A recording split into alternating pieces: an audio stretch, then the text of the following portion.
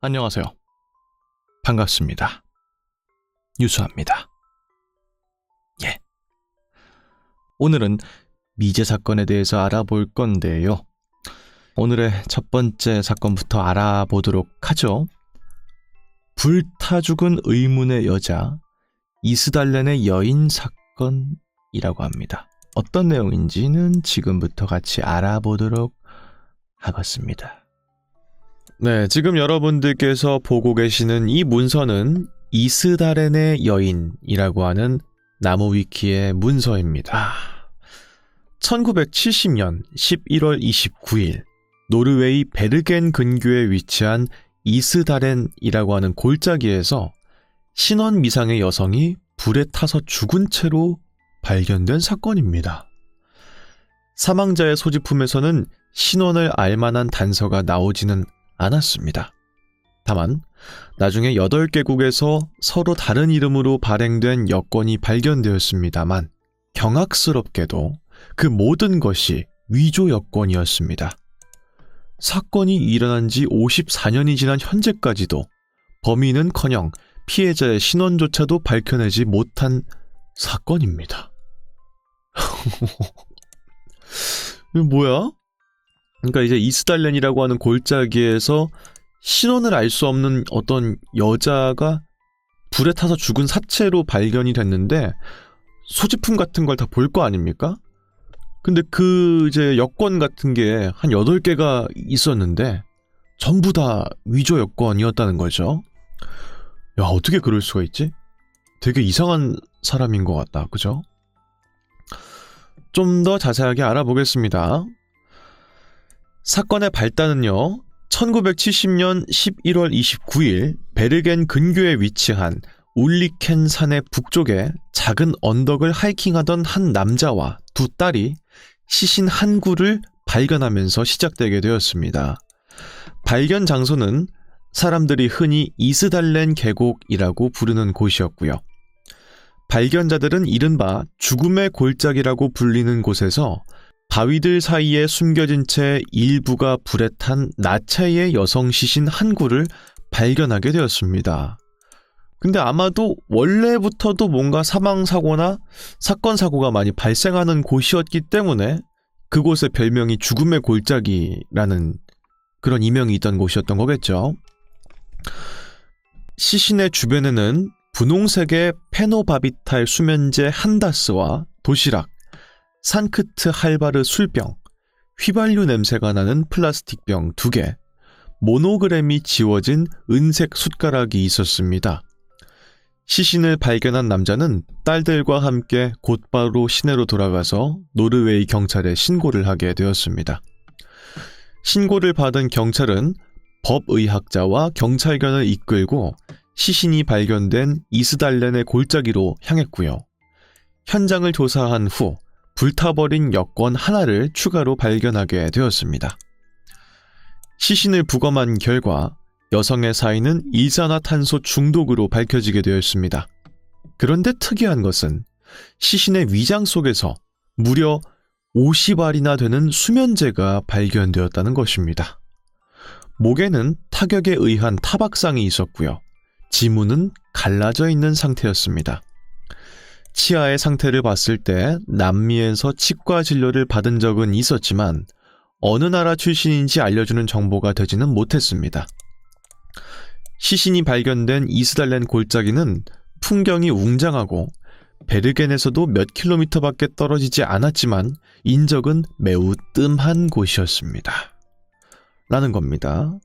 그러니까 어떤 한 남자가 하이킹을 이제 두 딸이랑 같이 하고 있었는데 어떤 나체에 약간 불에 탄 것처럼 보이는 여성의 시신을 발견하게 돼서 경찰에 신고를 하게 된 거죠. 그렇게 이제 경찰이 가니까 여성이 이제 어떤 것들을 가지고 있었냐. 수면제 한 다스. 뭐 한 다스니까 되게 많은 거였겠죠. 원래 다스라고 하면 12개들이를 말하는 건데 수면제 한 다스는 몇 개인지 잘 모르겠네. 하여튼 간에 하루 이틀치의 분량은 아니었겠죠. 게다가 도시락, 그리고 술병, 휘발유 냄새가 남아있는 플라스틱병 2개, 그리고 글자 같은 것들이 지워져 있는 은색 숟가락이 있었다는 겁니다. 뭐가 됐든 간에 이 사람의 치과 진료 같은 것들도 확인해 봐도 어느 나라 출신의 사람인지 알긴 좀 어려웠다라는 겁니다. 경찰은요, 우선 사망자의 신원을 파악하는 데 주력했습니다. 그쵸, 일단 누가 죽었는지 알아야 범인도 좀 유추해보고 할 수 있을 거 아닙니까? 사건의 현장에는 죽은 여성의 것으로 보이는 여권이 발견되었지만 이미 불에 다 타버린 상태여서 아무런 쓸모가 없었습니다. 더욱 납득하기 힘든 것은 시체 주변에서 발견된 의류는 불에 타지 않았는데도 상표와 라벨이 모두 뜯겨서 없어져 있다는 점이었습니다. 그뿐 아니라 모든 소지품 마크들은 물론 플라스틱 병 바닥의 라벨조차도 모두 박박 긁혀서 제거된 상태였는데 이는 작정하고 해당 여성의 신원을 감추려는 목적이 분명했습니다. 그러니까 이제 신원을 파악하기 힘들면 그 사람이 가지고 있는 어떤 소지품들의 브랜드 마크나 뭐 옷의 어떤 택 같은 걸 보면은 나라 같은 걸 좀 유추할 수 있으니까 그래도 그걸 확인하려고 했는데 모든 게 다 제거가 된 상태로 잘려 있거나 타 있거나 혹은 다 뜯겨 있거나 그런 상태였다는 거죠. 누가 봐도 의도적으로 이거는 이 사람이 어느 나라 출신인지를 숨기기 위해서가 아닌가라는 생각이 드는 그런 모습이었다는 겁니다. 하지만 그럼에도 불구하고 경찰은 포기하지 않았습니다. 수사팀을 증원해서 여자의 신원을 밝히려고 노력했죠. 마침내 시신이 발견된 지 3일이 지난 12월 2일 첫 번째 실마리가 나왔습니다. 베르겐 기차역의 짐 보관소에서 여행 가방 2개를 찾아냈는데요. 그 중에 한 가방에 들어있던 선글라스에서 이 여성의 지문에 해당되는 것을 확보하는 데 성공했습니다. 그러니까 지문이 지워져 있긴 했지만 갈라져 있던 거니까 뭔진 모르겠지만 아마 뭐 칼 같은 걸로 그었다든지 뭐 그런 식이었겠죠. 어쨌든 이걸 붙이면은 어떤 지문인지 파악할 수 있잖아요. 근데 어떤 짐에서 이 여자의 지문으로 보이는 것이 묻어있는 선글라스를 발견했다는 겁니다. 하지만 발견된 여행 가방 2개는 오히려 더 큰 의문점만 남겨주었습니다. 여행 가방 안에 들어있던 물건들은 결코 일반인들의 소지품이라고 할 수가 없는 것들이었기 때문이죠. 가방 속의 소지품은 500 독일 마르크와 130 노르웨이 크로네, 모든 라벨이 제거된 옷, 처방한 의사의 이름과 날짜가 삭제된 연고, 생산 정보가 박박 지워진 머리빗, 그리고 사건 현장에 있던 것과 똑같은 은색 스푼, 스타일이 특별한 이탈리아풍 드레스, 가발, 그리고 안경들이었습니다. 마치 자신의 정체를 숨기려는 사람의 소지품처럼 보였죠. 여기에 더해서 수수께끼 같은 메모장이 있었는데 암호로 작성된 메모는 죽은 여자가 방문했던 장소의 리스트로 결론이 나게 되었습니다. 그래서 이제 누구 것인지 알 수 없는 여행 가방 2개가 역에 이제 보관소 같은 데 있는 거를 발견해서 열어보게 된 거죠. 근데 그 안에 있는 짐들이라는 것들이 독일의 화폐가 들어있기도 하고 노르웨이의 화폐가 들어있기도 하고 게다가 어떤 처방된 약 같은 것도 있는데 의사 이름도 지워졌고 날짜도 지워졌고 생산 정보 같은 걸 알 수 있는 걸 전부 지운 옷들 같은 것밖에 없고 게다가 뭔가 특이점을 발견할 수 있는 그런 것들이 전혀 없는 이상한 옷들에다가 가발, 안경들 이런 것들이 다 그 가방 안에 들어있던 겁니다. 뭔진 모르겠지만 평범한 사람의 짐가방으론 절대 안 보이죠. 자신의 신원을 들키지 않기 위해서 변장을 자주 하는 사람의 옷가방처럼 보여요. 사망자의 짐에서 한 이탈리아인 사진작가의 그림 엽서도 발견되게 되었습니다.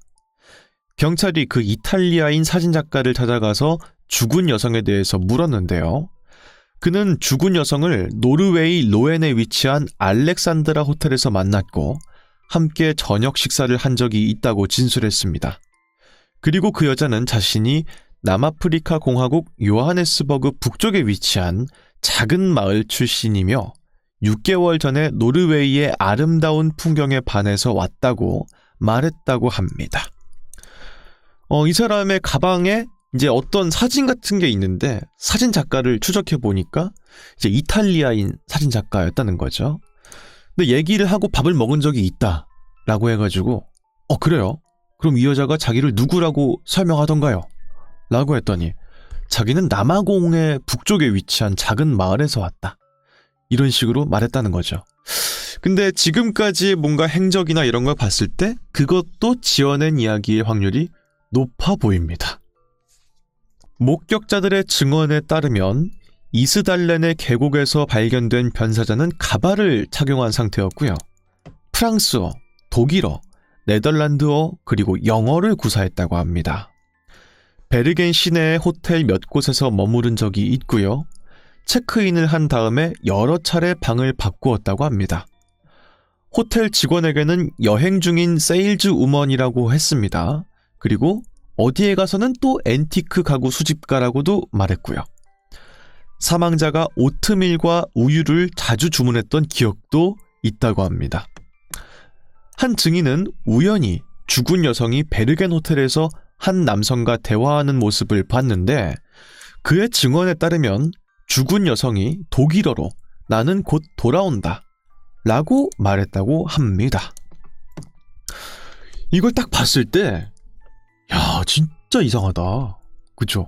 그냥 한 개국의 언어를 쓰는 것도 아니라 4개국어를 돌아가면서 썼다는 거고요. 그리고 호텔에 가더라도 체크인을 하면은 그냥 그 방에 쭉 있으면 되잖아. 근데 어떤 핑계 같은 걸 대면서 방 좀 바꿔주세요. 이런 식으로 하면서 계속 방을 바꿨다는 거죠. 자기 흔적이 가만히 있으면 안 되는 것처럼 마치 계속해서 흔적을 지웠다는 겁니다.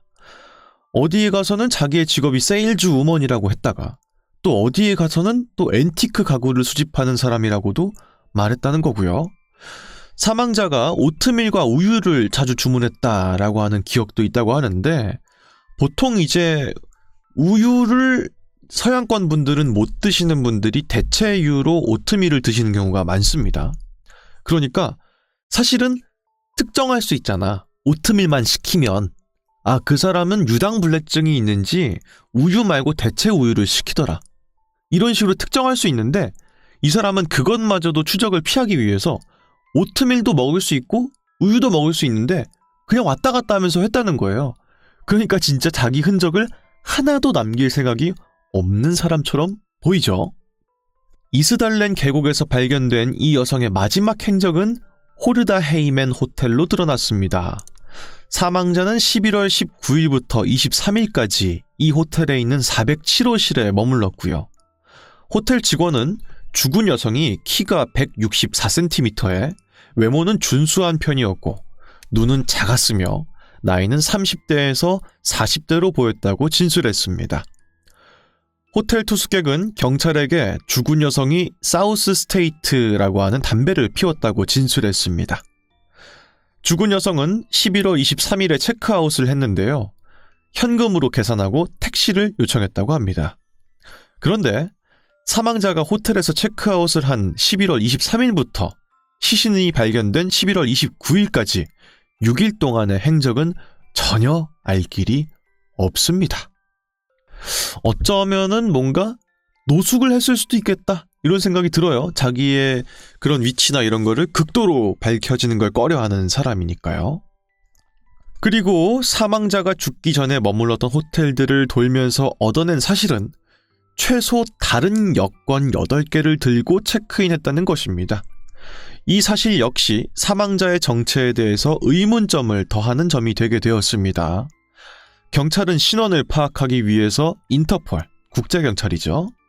인터폴과 공조해서 유럽은 물론이고 북아프리카, 중동까지 싹 다 뒤져봤지만 사망자가 호텔에 체크인할 때 썼던 여권은 8개가 모두 위조가 된 가짜 여권인 것을 알게 되었습니다. 죽은 여성은 시신으로 발견되기 전에 이미 이스달렌 골짜기에 있었다고 추정되었습니다. 이렇게 판단한 이유는 현지에 사는 남성이 사망자의 몽타주를 보고 경찰에 찾아와서 한 증언이 있기 때문이었습니다. 그는 11월 24일에 친구와 함께 하이킹을 하던 중 이스달렌 계곡 일대에서 죽은 여성이 검은 코트를 입은 외국인으로 보이는 남자 2명과 함께 있는 것을 봤다고 진술했습니다. 아울러서 죽은 여성이 그날 야외 활동이나 하이킹에는 전혀 어울리지 않는 우아한 복장을 입고 있었는데 얼굴이 매우 공포에 질린 표정이었다고 진술했습니다. 그때 그들이 서로 지나쳤는데 죽은 여성이 뭔가 말하는 듯한 입모양을 했지만 자기의 뒤를 따르는 남성들에게 뭔진 몰라도 공포를 느끼는 것처럼 보였다고 했습니다. 그러니까 이제 보통은 다른 곳에서 죽인 다음에 이 시신만 옮겨서 이제 이스달렌 계곡에다 묻어놨을 수도 있는 건데 이 사망하는 상태로 발견되기 전에 이미 이 사람을 지나가면서 마주친 사람이 있었다는 거죠. 그때는 이 여자가 어떤 남자 2명이랑 같이 있었는데 딱 봐도 뭔가 하이킹을 할 만한 복장이 전혀 아니니까 눈에 띄었을 것 같아요. 근데 뭔가 상당히 공포에 질려있는 표정이었고 하다 보니까 도대체 무슨 모임이었을까 하는 생각이 들기도 하고 도대체 뭐 하는 사람일까 하는 의구심이 전혀 해결되지가 않고 있습니다. 내용을 보면 볼수록 더더욱 미스테리해지고 있어요. 이렇게 사망자에 대한 여러 가지 증언이 나왔습니다만 신원을 알 수 있을 만한 정보는 나온 것이 없습니다. 결국 노르웨이 경찰은 이스달렌의 계곡의 여성이 누구인지 밝혀내는데 실패하고 말았습니다. 베르겐 경찰 몇 명만이 참석한 채 치러진 조촐한 장례식을 끝으로 이름도 모른 채 땅에 묻히게 되었습니다. 현재까지도 사망자는 이름이 없이 이스달렌의 여인이라고만 불리고 있습니다. 자, 근데 진짜 참 요상하고 도대체 알 수가 없는 사건인 것도 맞는데 이게 참 보면 볼수록 그런 생각이 들기도 해요. 우리가 얼마나 숨겨지기가 쉬운 존재인가 하는 거 있잖아. 가끔 드라마나 영화 같은 곳들에서 조직폭력배 분들이 어떤 피해자분을 납치하거나 협박을 할 때 이 다리에다가 이제 시멘트 같은 거 부어가지고 못 움직이게 한 다음에 뭐 드럼통에 넣고 막 바다에 던지고 이러면은 뭐 흔적도 발견하지 못하고 이제 막 그런다는 얘기 같은 게 막 나오잖아요. 그런 걸 봤을 때 진짜 사람이 순식간에 없어지고 하는 것들이 진짜 쉽다, 의외로. 이런 생각이 들기도 해요. 게다가 이거는 시신이 발견된 사건인데도 불구하고 누군지를 지금까지도 알지 못하는 사건이잖아요. 그러다 보니까 진짜 정말 조심해야 돼. 우리 사는 이 세상 진짜로 까딱하면 큰일 나요. 우리 막 노이즈 캔슬링 이어폰 끼고 다니다가 정말 큰일 납니다. 진짜로. 그리고 여태까지도 많이 미제 사건 같은 것들 알아봤는데 CCTV가 없던 시기에 발생한 사건들은 정말이지 이게 안 잡혔다고 싶을 정도로 막 대낮에 발견된 그런 일들도 지금까지도 미제 사건으로 남아있는 경우들도 되게 많고 하다 보니까 정말 조심해야 됩니다, 여러분들. 안전은 진짜 아무리 조심해도 모자람이 없어요. 계속해서 내용이 있습니다. 더 읽어볼게요. 죽은 여성의 신원과 함께 증폭되는 의문은 죽은 여성의 정체입니다. 그죠? 도대체 뭐 하는 사람이었길래 하는 생각이 드니까. 우선 최소 8개나 되는 가짜 여권과 가명을 사용한 점, 그리고 여행 가방 안에 있던 변장 도구 등은 사망자가 일단은 결코 평범한 사람이 아님을 의미합니다. 가명을 쓰고 변장하는 것은 자기의 정체를 숨겨야 할 필요성이 있는 사람들이 하는 행동이니까요. 이러한 점을 봤을 때 이스달렌의 계곡에서 사망한 여성은 적국의 스파이였거나 혹은 국제 범죄 조직의 일원이었을 가능성이 높습니다. 특히 1970년은 냉전 시대였고요.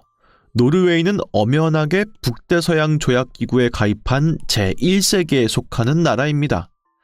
냉전 시대의 동구권 국가에서 서방 국가의 첩보원을 암암리에 파견하는 일이 잦았음을 고려하면 이스달렌의 계곡의 여성도 동구권 국가에서 파견된 첩보원일 가능성을 상정해 볼 수도 있을 것입니다. 더군다나 첩보원들은 첩보원이 된 순간부터 첩보 행동이 발각되었을 때를 대비해서 신원 정보에 관한 모든 기록이 말소된다고 합니다. 어느 나라에서도 죽은 여성의 신원에 대한 정보가 없음을 고려했을 때 이 이스달렌의 여인 또한 적국의 첩보원일 가능성이 매우 높습니다. 그쵸, 이제 지금은 사실 스파이가 필요할지 잘 모르겠어요. 워낙이 이제 위성 같은 것들이 많이 이제 발명이 되기도 하고 하다 보니까 위에서 찍으면은 이 사람의 손목시계가 어떤 브랜드인지도 알 수 있는 그 정도의 고해상도 카메라가 이제 지금은 하늘을 막 떠다니고 있으니까 이렇게까지 스파이를 파견할 만한 일이 많이 필요하진 않은 것 같은데 1970년대 때만 해도 이제 2차 대전이 끝난 지 얼마 안 된 시기였고 러시아나 미국 둘 중 하나가 전 세계에 어떤 패권을 줄 수도 있는 그런 아주 일촉즉발의 상황이었기 때문에 적국의 스파이를 파견하는 일이 아주 뭐 그렇게 찾아보기 힘든 일이 아니었다는 거고요. 이 당시에는 우리나라에도 북한이 남한한테 이제 대통령을 암살하기 위해서 난파 공작원을 막 이제 보냈던 시기이기 때문에 실제로 그런 일들이 많았죠. 뉴스만 봐도 알 수 있고요. 그래서 스파이가 아니었을까 하는 겁니다. 제가 봐도 아마 스파이이거나 뭔가 정체를 들키면 안 되는 그런 위험한 조직에 있던 사람이 아닐까 하는 생각이 일단 들기는 하죠.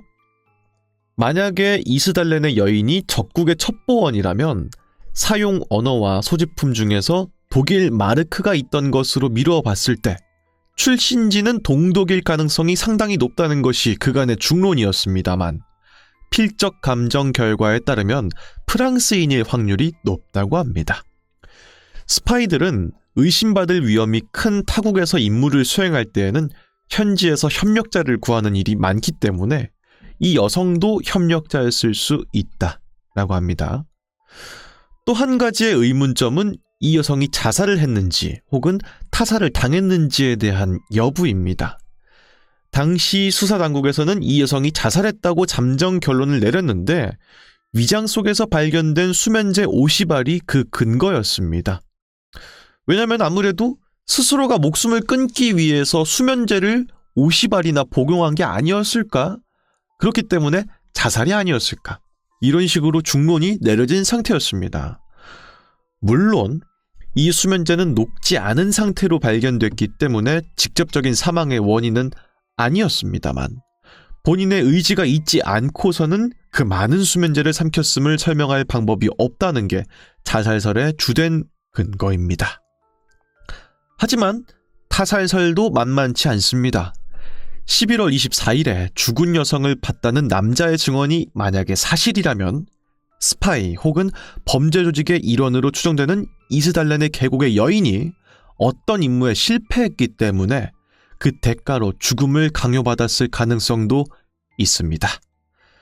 설령 사망자가 스스로 수면제를 50알이나 삼켰다고 해도 자신의 의지가 아니라 타인의 강요에 의한 선택일 가능성이 더 크다는 게 타살설 측의 주장입니다. 그치, 이제 만약에 이 사람이 자살이라면은 며칠 전에 이제 어떤 남자가 하이킹하다가 봤다는, 누가 봐도 하이킹할 복장이 아닌데 그런 복장을 하고서 어떤 2명의 남자랑 같이 있는 게 발견됐다는 그런 목격 증언이 타살이라면 좀 더 무게가 실리죠.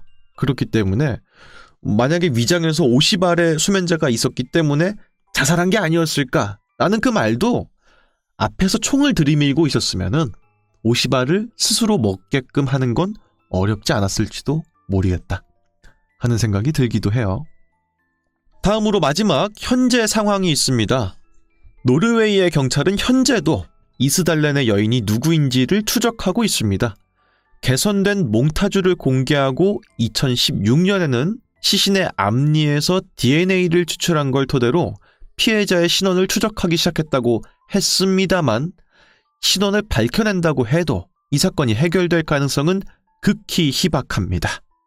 라고 해서 지금까지도 사망자가 누구인지 그 신원조차 밝혀내지 못한 미제 사건에 대한 이야기였습니다.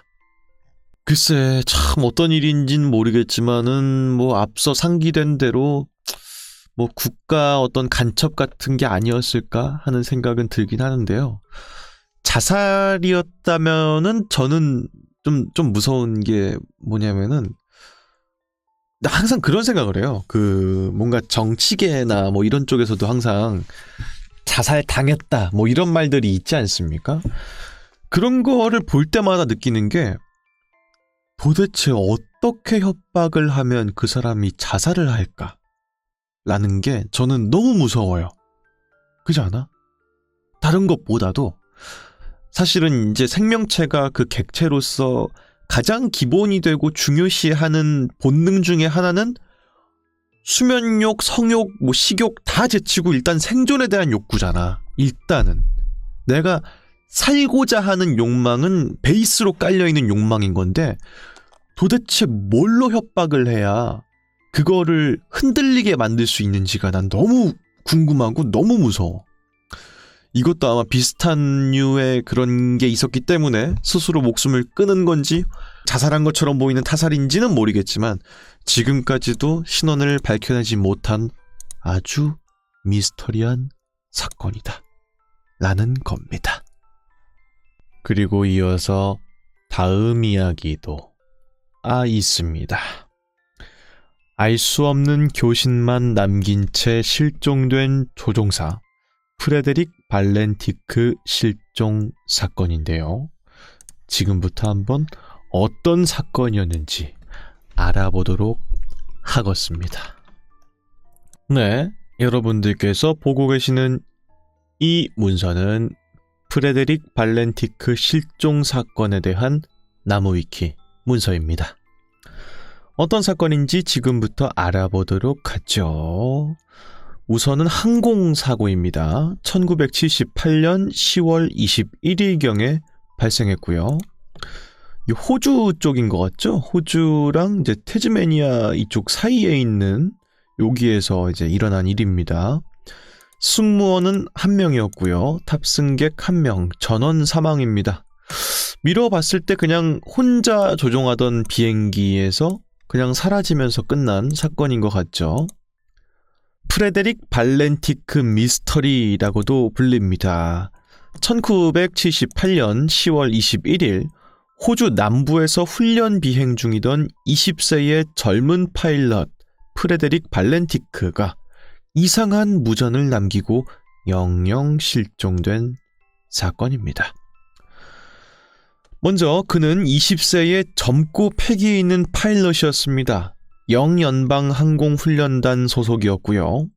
파일럿 꿈나무였던 그는 계기비행 4등급을 받고 상업용 비행 라이선스를 취득하기 위해서 훈련 비행을 하면서 경험을 쌓고 있는 그런 견습생이었습니다. 그의 비행 경로는 호주 남부의 베스 해협에 위치한 작은 섬 킹 아일랜드에서 멜버른시까지 가는 거였고요. 케이프 오트웨이란 곳에서 크게 방향을 선회하도록 하는 기역자형의 경로를 가는 길이었습니다. 근데 발렌티크는 평소에도 UFO에 관심이 많은 사람이었고요. 종종 그 UFO가 진지하게 실존한다고 생각한 사람이기도 했습니다. 실종 10개월 전에 자신이 UFO를 봤다 라고 말하고 다닌 적도 있었다고 합니다. 그런데 적당한 수준이 아니고 그 정도가 매우 심해서 아버지였던 귀도 발렌티크의 증언에 따르면 거의 병적일 정도였고요. 평소에도 자주 UFO가 만약 나를 공격한다면 어떻게 하지? 같은 실없는 걱정을 자주 했다고 합니다. 그래서 유망한 파일럿의 꿈나무이기도 했지만 동시에 UFO를 굉장히 신봉하는 그런 사람이었다는 걸 알 수가 있네요. 이제 그 밑에는 사건의 발생 그리고 수색에 대한 이야기입니다. 먼저 발렌티크가 이렇게 말을 해요. 멜버른 항공관제소, 여기는 세스나 182L. 현재 4,500피트를 비행 중이다. 미상의 비행체가 식별된다. 확인 바란다. 세스나 182L. 알겠다. 기다려라. 근처에는 아무런 트래픽이 없다. 그 비행체가 지금은 사라졌는지 확인 바란다. 다시 한번 확인 바란다. 미상의 비행체가 4,500피트 고도에서 아직도 따라오고 있다. 5,000피트 이하에서 이 지역을 비행 중인 군용 혹은 민간 비행기가 있는가? 세스나 182L. 그 지역의 그 고도에는 아무런 트래픽도 존재하지 않는다. 라고 하면서 우선은 지금 교신을 나누고 있는 그런 내용인데, 이 발렌티크란 사람은 어떤 미상의 비행체가 보인다라고 말하고 있는 거고요. 이제 관측소에서는 이제 그런 거 없다, 지금도 보이냐라고 하면서 되묻고 있는 그런 과정인 겁니다.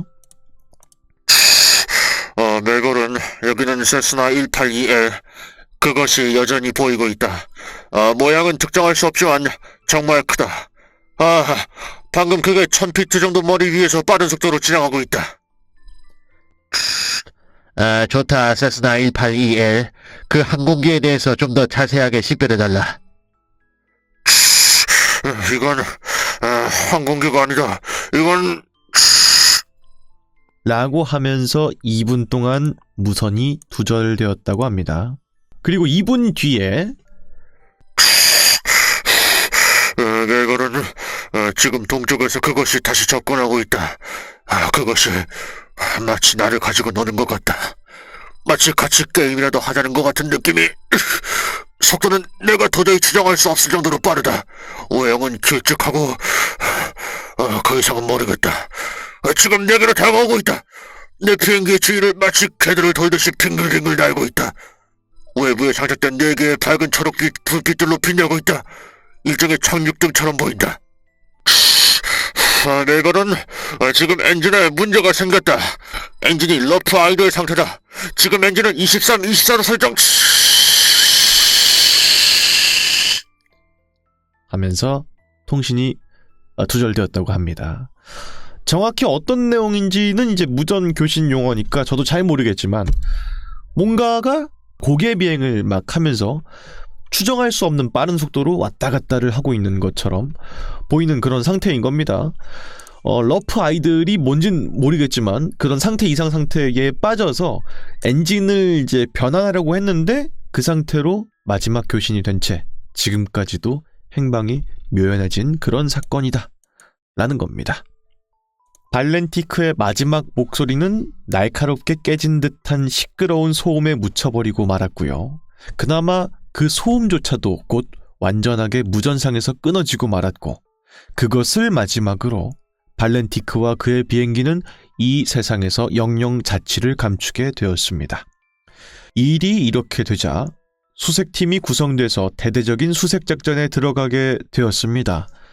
민간 항공기 8대에 P-3 오라이언 해상 초계기까지 동원해서 해상에서 무려 2600제곱킬로미터 범위를 이잡듯이 샅샅이 뒤졌지만 별 성과 없이 25일 만에 종료가 되었습니다. 그러다가 5년이 지난 1983년 7월, 태즈메니아 인근의 플린더스 섬 해변에 어떤 비행기의 엔진 부품의 잔해가 밀려오는 사건이 발생했습니다. 조사 결과 이것은 세스나 182 기종에 장착되는 엔진과 동일한 것으로 확인이 되었고요. 실종된 프레데릭 발렌티크의 비행기와도 같은 기종이었습니다. 멀쩡히 비행 중인 항공기에서 이런 것이 떨어져 나올 가능성은 사실상 없다고 못을 박으면서 근래에 그런 경우가 보도된 바도 없다고 밝혔습니다. 그렇기 때문에 세간에서는 이것이 그때 사라졌던 비행기의 잔해일지도 모른다는 소문이 무성하게 퍼졌습니다. 도대체 근데 진짜 무슨 일이었던 걸까? 이 사람이 아무리 UFO를 신봉하는 사람이었다고 해도 죽기 전까지 자기의 위급한 상황을 관제소에 알리는데 농담을 하진 않을 것 같죠. 웬만한 사람이라면 그 정도의 담력은 없지 않을까 하는 생각이 드는데, 어떤 일이 있었는지는 지금부터 한번 더 알아가 볼게요. UFO 추종자들과 호사가들은 너나 할 것 없이 앞다투어서 UFO에게 납치된 파일럿, 납치를 예고한 무전을 남기고 사라지다, 문제의 비행기, 파괴당했는가 납치당했는가 같은 자극적인 언론 플레이를 동원해서 분위기를 끌어모으는데 성공했습니다. 아무래도 마지막으로 남긴 교신이 너무 미스터리한 내용이다 보니까 이 정도의 기사가 나오는 거는 크게 이상한 일도 아니고 기자분들을 욕할 만한 일도 아니다, 이런 생각이 일단 들어요. 이와 관련해서 미국의 한 UFO 단체에서도 케이프 오트웨이 등대 근처에서 실제로 그 당시에 UFO가 목격되었다 라고 주장했기 때문에 더욱 그럴싸하게 들렸습니다. 그 사라진 곳 인근에서 UFO가 발견됐던 사진이 있습니다, 이런 식의 또 얘기들도 있었기 때문에 더더욱이 그 주장에 힘을 실어줬다는 거죠. 하지만 이후 이루어진 다양한 전문가들의 추론은 공통적으로 미숙한 조종사였던 발렌티크가 비행 착각을 일으킨 것 같다라는 것입니다. 한 설명에 따르면 바다 위에서 야간 비행을 하던 발렌티크는 언제부터인가 거꾸로 날고 있었습니다.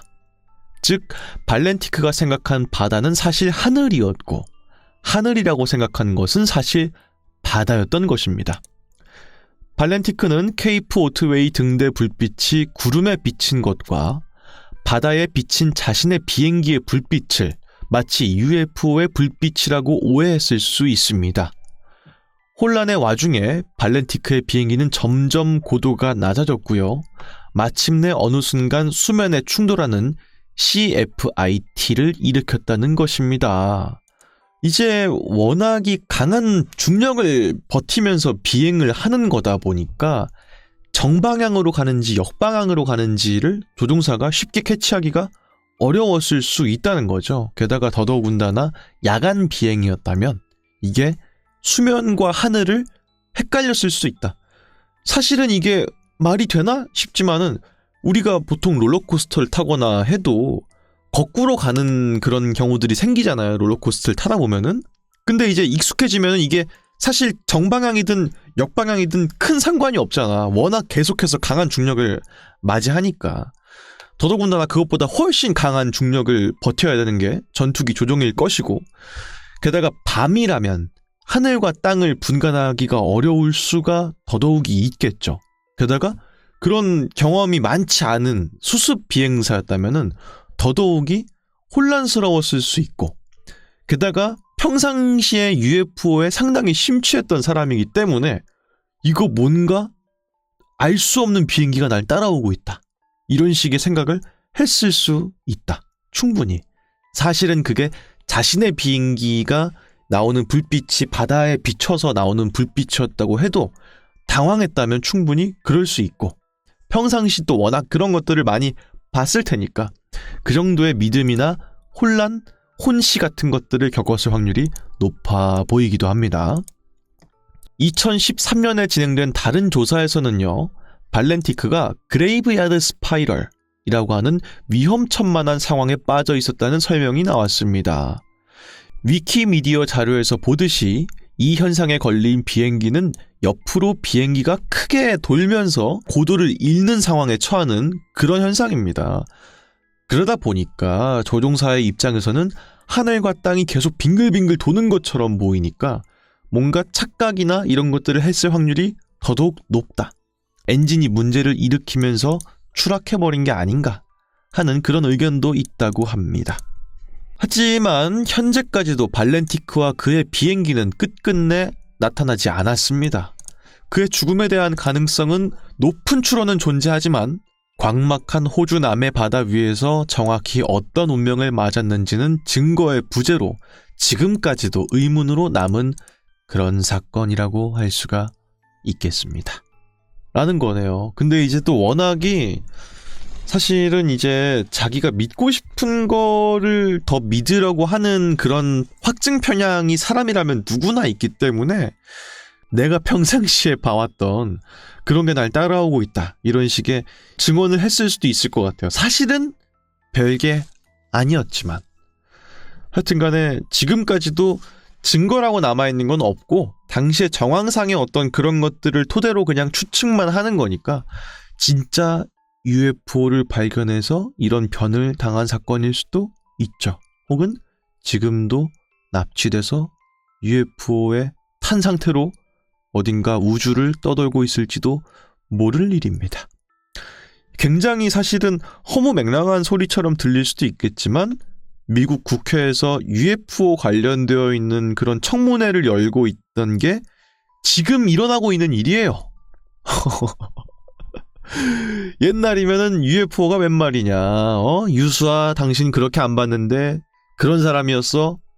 이랬겠지만 지금 미국에서 UFO 관련된 그런 청문회를 열고 공군 비행사를 데려와가지고 막 증언을 듣고 외계인이 있냐 없냐 이런 것들을 진짜 미국에서 하고 있기 때문에 확실하게 이게 UFO의 소행이 아니다 라고 말하기가 어려운 점이 분명히 있죠. 하여튼간에 뭐가 됐든 간에 안타까운 사고가 일어난 것은 사실로 보이기 때문에 참 안타까운 일입니다. 네, 다음으로 마지막 이야기입니다. 이쪽은 좀 많이 알려져 있기 때문에 유명한 편입니다만 혹시 모르는 분들도 있을 수 있기 때문에 다 같이 한번 알아보는 시간 가져보죠. 홋카이도 다이세츠산 SOS 조난 사건에 대한 이야기입니다. 네, 여러분들이 보고 계시는 이 문서는 SOS 조난 사건에 대한 나무위키 문서입니다. 당시에 발견되었던 SOS 구조물의 사진이라고 하네요. 이렇게 뭔가 흰 색깔로 SOS라고 적어놨습니다. 1989년 7월 24일 일본 홋카이도 다이세츠산 아사히다케에서 일어난 조난 사건입니다. 1989년 7월 24일 오후 등산 중에 행방불명된 조난자 2명을 찾기 위해서 홋카이도 경찰 측에서 헬리콥터로 수색을 했습니다. 그런데 수색 도중 등산로에서 조금 떨어진 곳에서 쓰러진 나무로 만든 SOS라는 문자 표시를 발견했습니다. 조난자들은 그곳에서 2에서 3km 떨어진 북쪽에서 무사히 구조가 되었고요. 그래서 모든 사건이 일단락이 되는가 했더니 그 조난자들은 경찰 조사에서 SOS 표시에 대해서는 전혀 모른다고 대답했습니다. 그러니까 이제 어떤 조난자 2명이 산에서 발생을 해서 이제 수색을 하게 된 거죠. 헬리콥터로 이제 수색을 하게 됐는데 SOS라는 글자를 보게 된 거야. 그래서 조난자 2명이 쓰러진 나무로 SOS 표식을 만들었구나 라고 생각해서 그 인근을 수색했더니 실제로 거기서 2명이 발견이 된 거죠. 그래서 당신들이 만든 그 SOS 구조 때문에 잘 찾았습니다 라고 했는데 그 발견된 2명이 저희는 그런 거 만든 적이 없는데요? 이런 식으로 말을 하게 된 거예요. 그래서 벌어진 일인 겁니다. 그래서 또 다른 조난자가 표시를 만들었다고 판단했습니다. 경찰 측은 다시 헬리콥터를 동원해서 조사를 하게 됐습니다. 그런데 동물에 물린 흉터가 있는 유골의 파편과 구해달라고 외치는 남자의 목소리가 녹음된 카세트 테이프가 든 회색 가방을 발견하게 되었습니다. 가방에는 남자의 목소리가 담긴 녹음 기능이 있는 휴대용 카세트 테이프를 포함해서 카세트 테이프 총 4개가 있었고요. 그 외에는 비누, 칫솔, 치약, 샴푸가 든 비닐제 세면도구 가방, 녹색 플라스틱 컵, 라디오, 부적 등이 나왔습니다. 여기까지가 1차로 발견한 물품들입니다.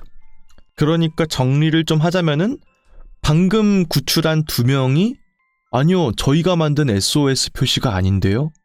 라는 말을 경찰이 듣고 이거는 다른 조난자가 또 있는 거다 라는 생각을 하게 돼서 헬기를 다시 띄운 거야. 다시 띄워서 그 인근을 샅샅이 수색해 보니까 어떤 유골이 발견되게 된 거죠. 근데 그 유골에는 어떤 동물에게 물린 것 같은 그런 표식이 남아 있었고 어떤 남자의 목소리가 담긴 녹음 테이프가 있었다. 근데 그 테이프에는 살려달라라고 하는 그런 게 녹음되어 있었고요. 간단한 세면도구들도 같이 발견이 되었다는 겁니다.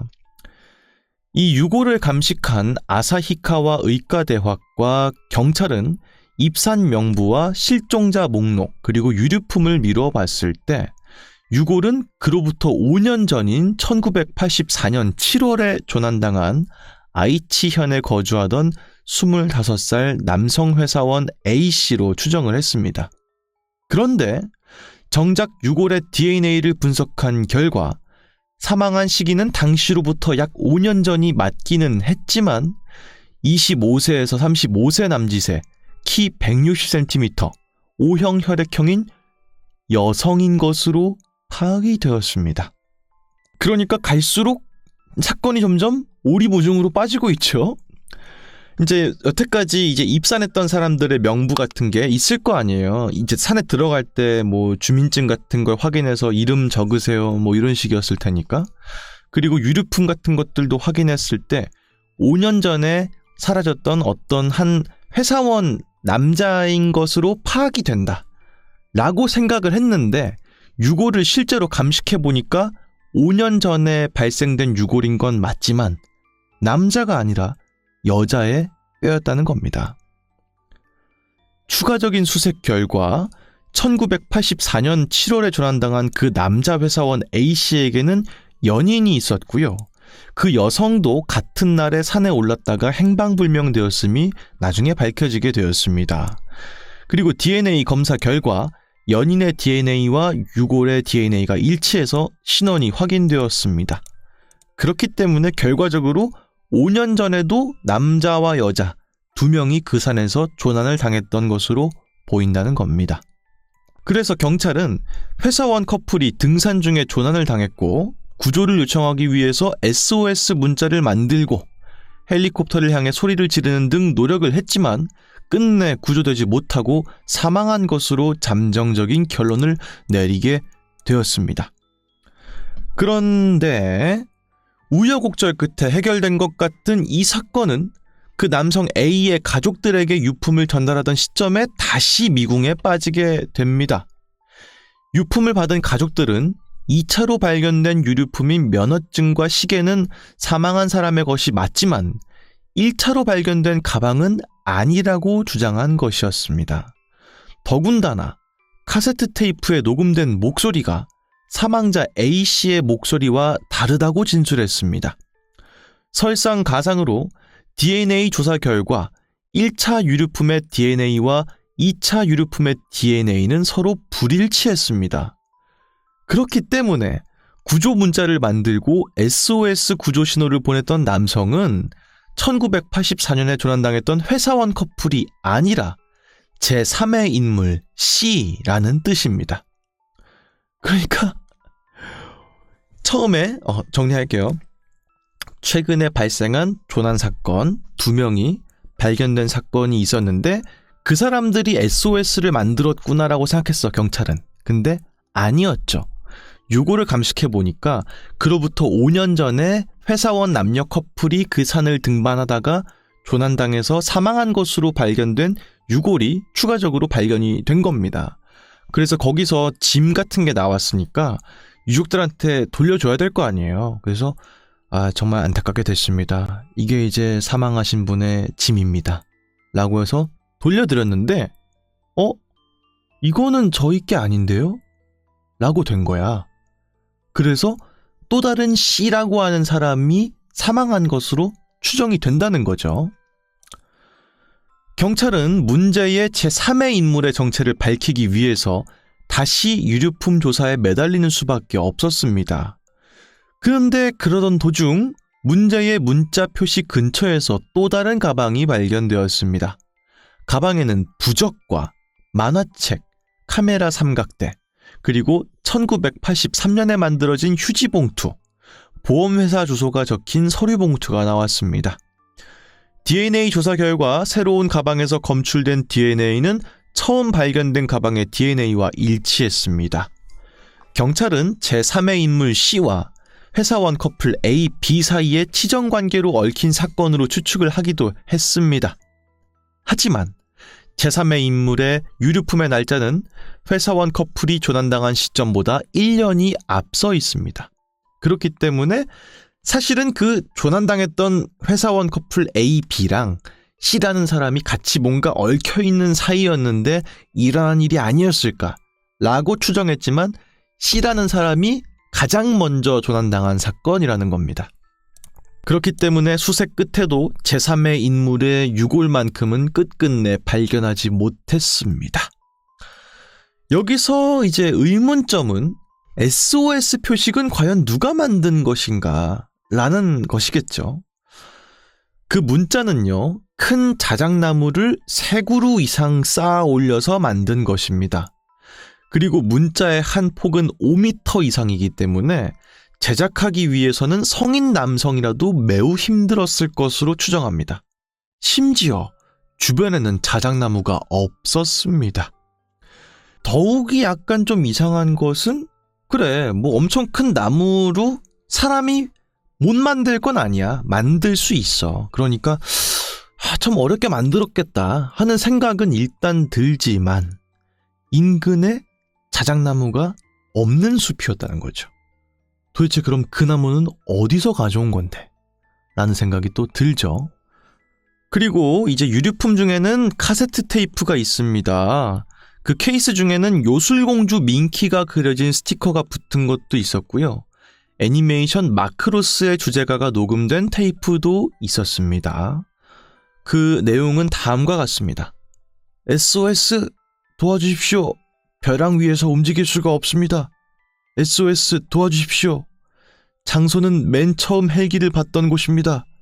조릿대가 우거져 있어서 위로 올라갈 수가 없습니다. 여기서 끌어올려 주십시오. 라고 하는 내용입니다. 근데 뭔가 이상한 내용이 있죠. 장소는 맨 처음 헬기를 봤던 그곳이다. 위로 올라갈 수가 없다. 벼랑 위에 있다. 움직일 수 없다. 라는 내용입니다. 일반적인 내용의 SOS랑은 약간 느낌이 뭔가 이상해. 뭔가 스킵된 것 같은 느낌이 있죠. 일반적으로 진짜 그냥 SOS면은 도와주세요! 도와주세요! 이게 녹음된 거면 이해를 하겠어. 근데 그게 아니라 뭔가 내용이 구체적이야. 그렇기 때문에 더더욱이 오리무중이죠. 이 내용에서 헬기를 언급했기 때문에 헬기가 조난자가 있던 곳의 상공을 비행한 적이 있었고 다른 사람과 커뮤니케이션을 했다는 것도 짐작할 수가 있습니다. 하지만 녹음을 한 이유가 의문점입니다. 첫 번째로 테이프에 큰 소리로 녹음을 하고 최대 볼륨으로 재생하면은 원래 목소리보다 더 큰 목소리를 낼 수 있고요. 에너지를 비축할 수 있었기 때문에 구조를 위해 녹음했다는 설은 있습니다. 그러니까 이제 SOS를 계속 외치면 내가 힘이 빠지니까 나중에는 힘이 빠졌을 때도 SOS를 외칠 수가 없잖아. 그러니까 SOS를 미리 녹음해서 테이프에다가 재생을 한 게 아니었을까? 라는 그런 이유에 대한 추측은 있습니다. 두 번째로는 녹음 도중에 말이 2번 정도 끊기고요. 숨소리가 거칠고 메아리가 크게 울린 점으로 봤을 때 헬기를 보고 소리치면서 마구 움직이다가 가방 속의 카세트 녹음 스위치가 눌려져서 우연하게 녹음이 됐다는 설도 있습니다. 그래서 이제 사실은 가방에는 카세트 테이프가 있었고 위에는 헬기가 지나가고 있던 거야. 조난당한 사람은 그걸 보고 도와주세요, 저 여기 있어요, 이렇게 막 흔들다가 가방에 있던 테이프의 녹음 버튼이 눌려서 이게 녹음된 게 아니었을까 라는 2가지 설이 있습니다. 뭐가 됐든 간에 정확히 어떤 이유 때문에 녹음이 되는지는 모른다 라는 거고요. 제가 봤을 땐 첫 번째 이유가 맞을 것 같아요. 계속해서 도와달라고 외치는 건 너무 에너지가 빠지고 언제 또 사람이 지나갈지 모르는데 계속 틀어놓는 게 훨씬 더 이득이었겠죠. 이 사람 입장에서는 생존에 있어서. 근데 이게 테이프를 안 써보신 분들은 이게 무슨 말인지 도저히 모를 수도 있는데 일반적인 이제 테이프 플레이어들은 일단 음악 테이프를 넣고 재생 버튼을 누르면은 테이프에 녹음되어 있는 소리가 나와요. 근데 녹음 버튼이 있거든. 녹음이랑 재생 버튼인가를 같이 누르면은 내가 녹음을 할 수 있어. 그 테이프에다가. 그러니까 더 씌우는 거죠. 안에 써있던 내용을 지우고 내가 녹음하는 그 마이크에 들어가는 거를 녹음할 수 있어요. 근데 보통 테이프 플레이어들은 다 마이크가 내장되어 있거든. 그걸 통해서 새로 입혀서 틀었다는 겁니다. 근데 여기에는 의문점이 있습니다. 유류품이 발견된 장소는 능선이기 때문에 벼랑이 없습니다. 근데 여기 내용에는 벼랑 위에서 움직일 수가 없다. 조릿대가 우거져서 위로 올라갈 수가 없다. 마치 벼랑에 고립되어 있는 상태이기 때문에 이 사람이 움직일 수 없는 것처럼 묘사를 했는데 실제로 이 산은 능선이기 때문에 벼랑이 없어. 근데 도대체 무슨 말을 하고 있는 거야? 이런 식의 지금 알 수 없는 테이프 내용인 거예요. 그렇기 때문에 조난자는 벼랑이 있던 장소에서 먼저 녹음을 했고요.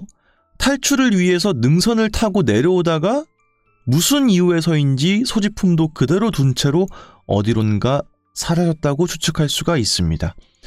왜냐면은 지금까지도 그 C라는 사람, 최초에 조난당한 것으로 보이는 그 인물은 유골이 발견되지 않았기 때문에 어떻게 된 영문인지 알 수가 없다는 겁니다. 이 미스터리한 사건에는 여러 추측과 가설들이 난무했습니다. 제3의 인물의 유류품에서 만화 관련 물품이 많은 것을 미루어 봤을 때 소위 말하는 오타쿠 남성이 사회를 비관한 나머지 자살하기 전에 남긴 흔적이라는 설도 있습니다. 왜냐면은 그 사람의 유류품에서 발견된 것들 중에서 마크로스라고 하는 이제 변신 로봇 애니메이션이 있거든요. 일본의 유명한 유구한 역사를 자랑하는 애니메이션 시리즈가 있습니다. 그거에 OST 테이프도 발견이 됐고 요술공주 민키 스티커도 같이 있었기 때문에 근데 녹음한 사람의 목소리는 성인 남성이잖아요. 그러니까 남성 오타쿠가 뭔가 사망을 하기 전에 남긴 흔적이 아니었을까 라는 그런 설들도 있는데 그중에는 이런 설도 있습니다. 제3의 인물, 그러니까 C라고 하는 사람이 살인마라는 설도 있습니다. 살인마가 능선 주변 숲속에 숨어서 미리 녹음해둔 카세트를 틀어서 조난자들을 유인했고 살해한 뒤 유유히 빠져나갔다는 것입니다. 그러니까 카세트를 미리 녹음해서 틀어놔 쪘다가 나는 숨어 있는 거야. 그러면 누군가가 지나가다가 사람 소리가 들리는데? 뭐야? 잘 들어보니까 SOS야. 그럼 갈 거 아니야 거길로. 그때를 틈타서 살해하는 그런 살인범이 아니었을까 라는 설도 있습니다. 하지만 더 이상한 점도 있죠. 왜 계속 같은 곳에서 조난이 발생하는가? 그거에 대한 내용은 이제 밑에 나와 있어요. 이게 보시면은 금고바위라고 하는 게 있대요. 뭐 금고처럼 생긴 바위니까 그런 이름이 붙은 거겠죠. 근데 문제가 뭐냐? 위에 있는 게 금고바위입니다. 그리고 밑에 있는 거는 가짜 금고바위입니다. 예. 두 개가 유사한 지형에 유사한 생김새로 있는 것으로 보여요. 문제가 뭐냐? 아사히다케 산 능선부에는 금고바위라고 하는 커다란 바위가 있습니다만 등산객들은 이 바위를 이정표 삼아서 하산을 합니다. 근데 문제는 금고바위 근처에 꼭 닮은 가짜 금고바위가 있습니다. 이게 이제 산을 내려가는 이정표 같은 역할을 한다는 거지. 등반객들한테. 아, 금고바위네. 이거 보니까 우리 내려가면 되겠다. 이런 식의 사람들의 어떤 이정표를 하고 있는 자연물인데 이 근처에 가짜 금고바위가 있다는 게 문제인 겁니다. 금고바위의 하산길은 이렇게 생겼고요. 가짜 금고바위의 하산길은 이렇게 생겼습니다. 딱 봤을 때 잘 모르겠어. 솔직히 말해서. 그죠? 이 산에 대해서 아예 빠삭하게 알고 있는 사람이 아니라면 그냥 어렸을 때 몇 번 가보고 혹은 뭐 몇 년마다 한 번씩만 가보고 하는 사람이라면 어떤 게 진짜 하산길인지 어떤 게 가짜 하산길인지 한 번에 알기가 쉽지 않아 보입니다. 지금은 이 사건을 의식해서인지 가짜 금고 바위의 하산길 입구에 출입 금지, 그리고 진짜 금고 바위로 가는 길을 알려주는 표지판이 설치된 상태입니다. 이 가짜 금고 바위 하산길 아래로 이어진 습지대가 있는데 이곳의 하류는 텐린쿄 주상절리와 온천으로 유명한 곳이라고 합니다. 그래서 이 사진을 보시면 아시겠지만 빨간 색깔 선 그리고 노란 색깔 선이 쭉 있는 게 보이죠? 만약에 진짜 금고 바위를 이정표 삼아서 하산을 하게 되면은 금방 제대로 닦인 길을 마주하게 되고요. 그 길을 따라서 산장이나 인근 마을로 복귀를 할 수가 있습니다. 근데 가짜 금고 바위를 이정표로 삼으면은 빨간색 경로 쭉 들어가죠, 산으로. 그래서 길을 잃을 수밖에 없는 거야. 보통 같으면 이쯤이면은 마을이 나와야 되는데, 에이, 우리가 아직 덜 왔나 보다. 좀 더 가보자 하면서 거의 2배 정도의 거리를 더 가니까 여기서 길을 잃는 거야. 이곳은 비스듬하게 누운 조리대가 빼곡하게 자라기에 위에서 아래로 내려가는 건 수월하지만 아래에서 위로 올라가는 건 매우 힘든 지역입니다. 더욱이 조난 지역의 아래쪽은 급경사의 절벽이기 때문에 자력 탈출이 거의 불가능한 곳입니다. 실제로 이 사건이 알려지고 며칠 후 조난 지역을 찾은 언론사의 취재팀이 똑같이 고립됐다가 구조된 일도 있었습니다. 테이프에 녹음된 목소리 또한 이런 상황에 처해서 구조를 요청하는 상황이었던 것으로 추정됩니다. 아까 테이프가 조리대 때문에 위로 올라가기가 힘들다. 지금 벼랑 끝에 있다. 지금 헬기가 지나간 곳 그쪽에 있다. 라고 했던 그게 이 아래쪽으로 더 내려가면 절벽이 있는 지역이기 때문에 그런 게 녹음된 것으로 추정이 된다는 거고요.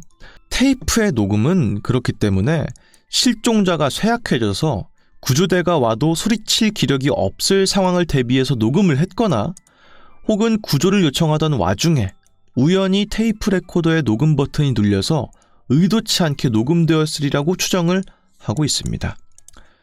또한 SOS 표시는 실종 남성이 쓰러진 자작나무를 이용해서 약 이틀간에 걸쳐서 상당한 체력을 쏟아 만든 것처럼 보이고요.